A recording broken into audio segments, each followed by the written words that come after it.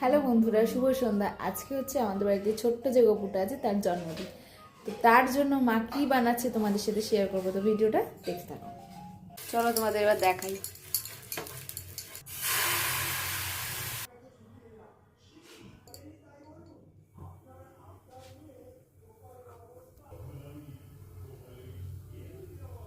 এই পুরটা নারকেল আর গুড়ের।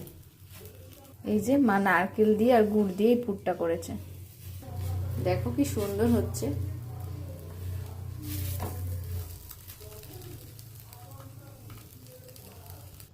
দেখ কি সুন্দর লাগছে না? দারুণ হয়েছে। এভাবেই সব কটা করে নেব।